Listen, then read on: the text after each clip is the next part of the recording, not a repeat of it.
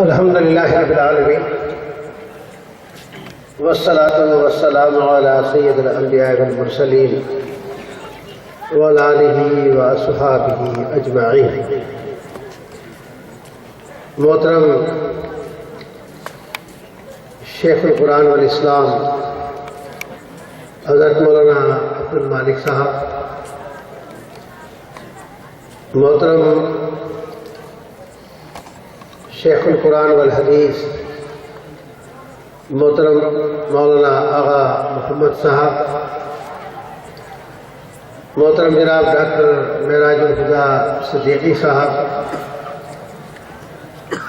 اور محترم جناب عبید الرحمن عبادی صاحب، اور دیگر علماء کرام، ذمہ داران جماعت، معززین علاقہ اور سامعین حضرات، السلام علیکم ورحمۃ اللہ۔ سب سے پہلے تو میں یہ جو طلبہ آج دستار بندی جن کی ہوئی ہے، جنہوں نے 10 سال لگا کر کے قرآن و سنت کی تعلیم حاصل کی ہے اور آج اس کے آخری حدیث کا سبق بھی لیا ہے، اور یہاں حفاظ کرام جنہوں نے الحمد سے لے کے والناس تک قرآن کو یاد کیا ہے، اور وہ مفتیان کرام جنہوں نے 2 سالہ کورس کیا ہے، ان سب کو دل کے گہرائیوں سے مبارکباد بھی دیتا ہوں اور دعا بھی کرتا ہوں کہ اللہ تعالیٰ ان نوجوانوں سے اپنے دین کا کام لے لے اور ساری زندگی قال اللہ اور قال رسول کے لیے وقف کرنے کی توفیق عطا فرمائے، اور اس کے ساتھ ساتھ اللہ تعالیٰ ان کو دنیا آخرت کی بھلائیاں بھی عطا فرمائے۔ اس کے بعد پھر میں ان کے والدین کو بھی مبارکباد دیتا ہوں، ان کے اہل خاندان کو مبارکباد دیتا ہوں، جنہوں نے اپنے بچوں کو اللہ کے دین کے لیے وقف کر دیا، جنہوں نے 10 سال تک انہوں نے اس مدرسے میں قرآن و سنت پڑھنے کے لیے ان کو بھیجا، وہ بھی مبارکباد کی مستحق ہیں۔ اللہ تعالیٰ ان کو بھی اجر عظیم عطا فرمائے۔ اس کے ساتھ ساتھ میں اساتذہ کرام یہاں جنہوں نے پڑھایا اور اس ادارے کی انتظامیہ اور ادارے کے جو ممبران ہیں، اس کے جو ذمہ داران ہیں، ان سب کے لیے بھی دعا ہو کہ اللہ تعالیٰ ان کو بھی اجر عطا فرمائے۔ میرے بھائیوں، الحمدللہ یہ پاکستان ہمارا وہ ملک ہے جس میں 97-98% مسلمان ہیں، اور پاکستان بھی اسلام کے نام پہ لیا گیا، اور پاکستان بنتے وقت میں یہ بات کی گئی تھی کہ پاکستان کا مطلب کیا؟ لا الہ الا اللہ محمد رسول اللہ صلی اللہ علیہ وسلم۔ پھر یہاں پر حکمران بھی مسلمان ہیں، دستور بھی اسلامی ہے، عوام بھی مسلمان ہے، لیکن جب ہم دیکھتے ہیں تو ہمیں اسلام کہیں نظر نہیں آتا، نہ قرآن کی بالادستی نظر آتی ہے، نہ سنت رسول کی بالادستی نظر آتی ہے، بلکہ افسوس کا مقام تو یہ ہے کہ یہاں پر سوشل میڈیا پہ توہین رسالت کے بلاگ چلتے رہے اور حکومت نے اس کا کوئی نوٹس نہیں لیا۔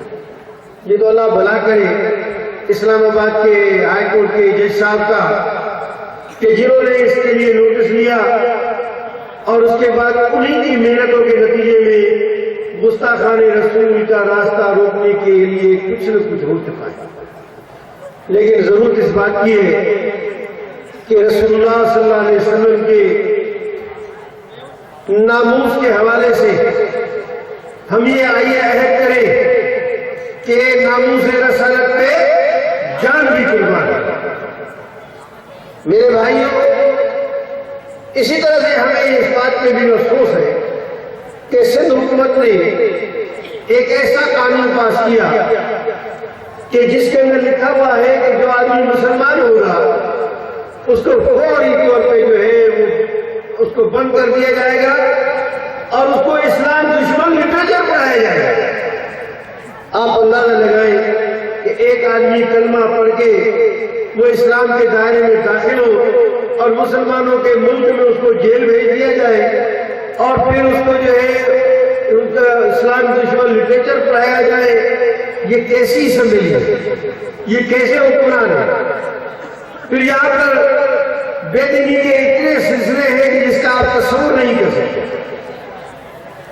وقت مختصر ہے، میں صرف اتنی بات عرض کروں گا کہ یہ اسلام اور کفر کی جو جنگ ہے، اس میں کوئی مسلمان اللہ کا بندہ نبی صلی اللہ علیہ وسلم کا امتی جو ہے وہ لا تعلق نہیں ہو سکتا۔ پھر میرے بھائیوں، یہاں پر آپ یہ دیکھیں کہ یہاں پر سب سے بڑا مسئلہ جو ہے وہ یہ ہے کہ کرپشن کے اتنے راستے کھلے ہوئے ہیں کہ اس کے لیے کوئی نوٹس لینے والا نہیں ہے۔ حالانکہ کرپشن، یہ رشوت، یہ حرام خوری، یہ ناجائز رشوت اور ہر عام کی آمدنی، جہاں اللہ رب العالمین نے رمضان المبارک کے احکامات بیان کیے ہیں، اس رکوع کے بعد پہلی آیت کو اللہ نے نازل فرمائی ہے، اس نے فرمایا وَلَا تَأْكُلُوا أَمْوَالَكُمْ بَيْنَكُمْ بِالْبَاطِلِ۔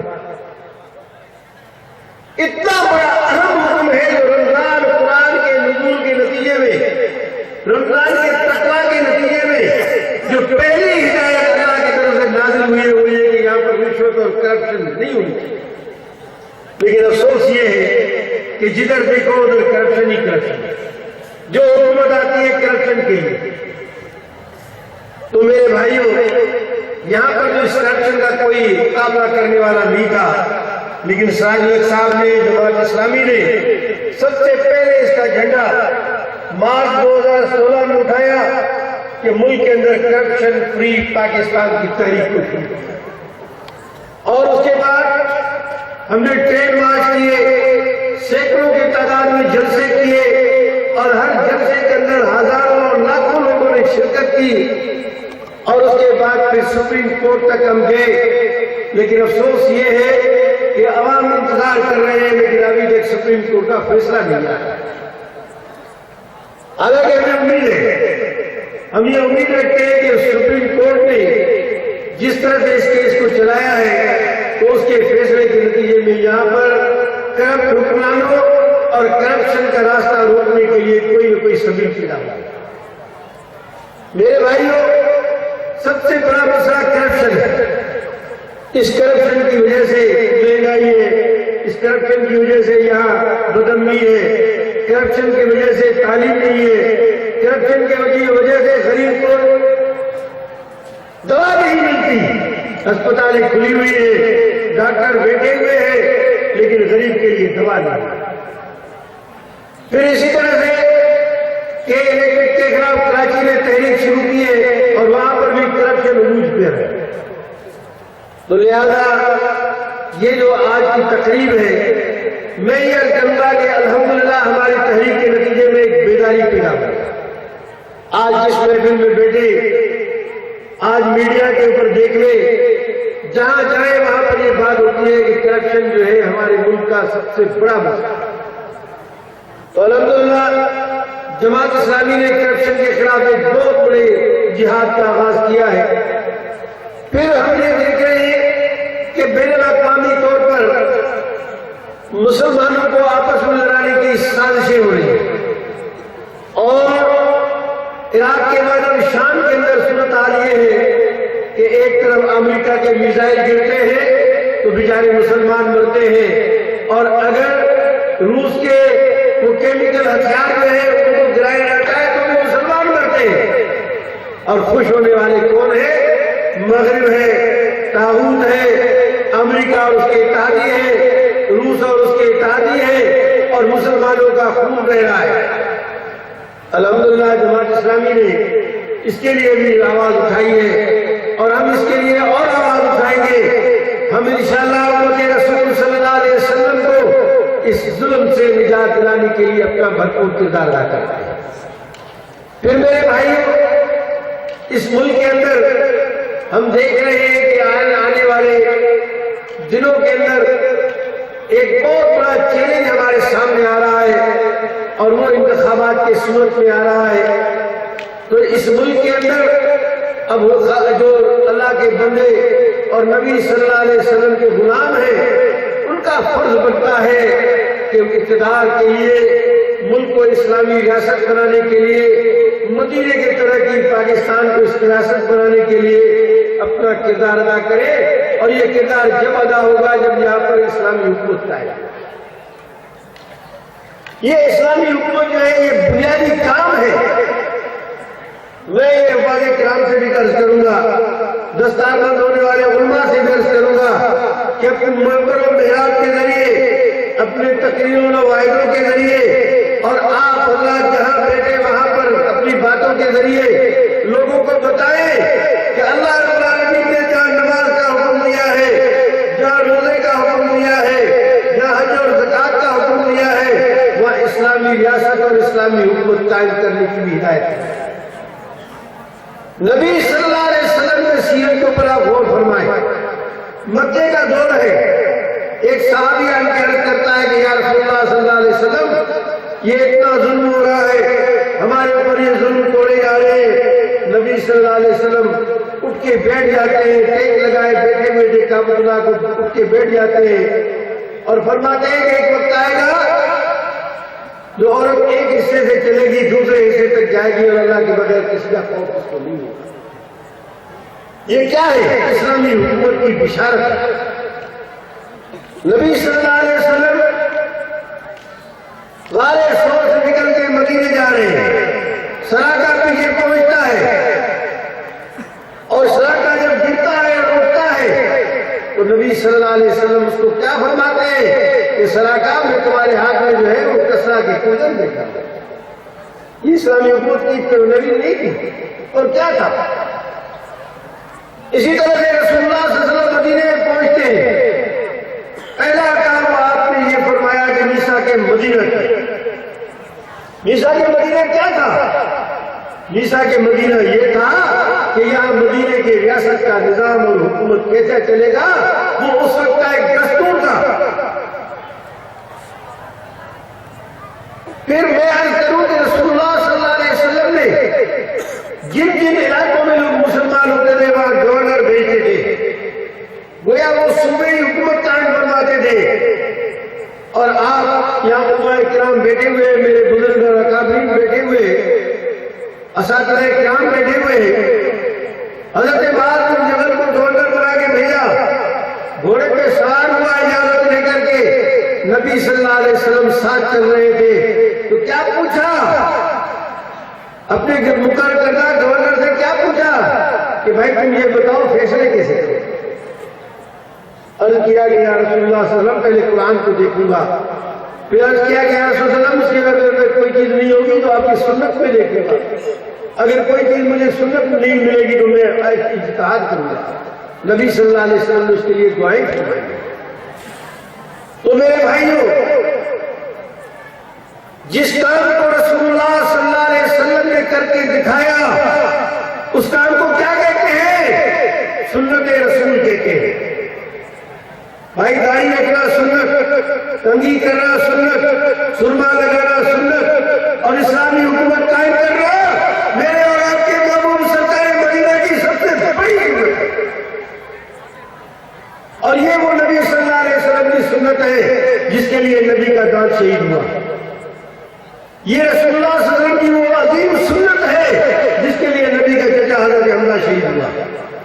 یہ رسول اللہ صلی اللہ علیہ وسلم کی وہ عظیم سنت ہے جس کے نبی صلی اللہ علیہ وسلم کے پیارے پیارے صحابہ شہید ہوئے۔ اب مجھے بتاؤ میرے لیے اپنے کے لیے کیا راستہ ہے؟ میرے لیے اور آپ کے لیے ایک ہی راستہ ہے، اور وہ جماعت اسلامی کی دعوت ہے کہ اس پاکستان کو اسلامی پاکستان بناؤ اور اسلامی پاکستان خوشحال پاکستان۔ تو میرے بھائیوں، یہ چیلنج لے کے اگلا الیکشن آپ کے ہمارے درمیان میں آ رہا ہے، اور اس کے ساتھ ساتھ یہ سمجھ لے، واضح طور پہ سمجھ لے کہ ہمیشہ کفر کی سرپرستی حکومتوں نے اور حکمرانوں نے کی۔ مجھے بتائیں کہ حضرت نوح علیہ السلام کا مقابلہ کس کے ساتھ تھا؟ اس زمانے کے مقتدر قوتوں کے ساتھ تھا۔ مجھے بتائیں حضرت ابراہیم علیہ السلام کا مقابلہ کس کے ساتھ تھا؟ وقت کے حکمران نمرود کے ساتھ تھا۔ مجھے بتائے کہ حضرت موسیٰ علیہ السلام کا مقابلہ کس کے ساتھ تھا؟ وقت کے حکمران فرعون کے ساتھ تھا۔ حضرت عیسیٰ علیہ السلام کا مقابلہ کس کے ساتھ تھا؟ وقت کے حکمران کے ساتھ تھا۔ اور جناب محمد رسول اللہ صلی اللہ علیہ وسلم کا مقابلہ کس کے ساتھ تھا؟ مکے میں تھے تو وہاں کی جو مقتدر قوتیں تھی، ابو جہل، ابو لہب، عتبہ اور شیبہ اور دیگر کے ساتھ۔ مدینے آئے تو وہاں کی مقتدر قوت عبداللہ بن ابی سردار المنافقین کے ساتھ ہے۔ اس وقت کے جو یہودی تھے ان کے ساتھ مقابلہ ہوا،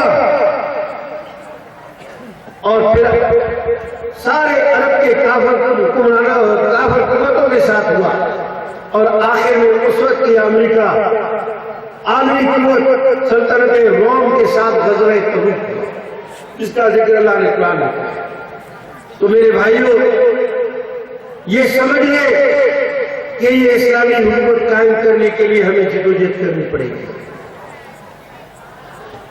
اور یہ جو آپ نے قرآن پڑھا، قرآن کو یاد کیا، آج قرآن مظلوم ہے، آپ نے دور حدیث پڑھا، حدیث اور نبی کی سنت جو ہے آج مظلوم ہے، تو کیا ہمارے جیتے جی یہ قرآن اور اس کی حدیث کی مظلومیت یہ کیا ہمارے لیے قابل قبول اور قابل برداشت ہے؟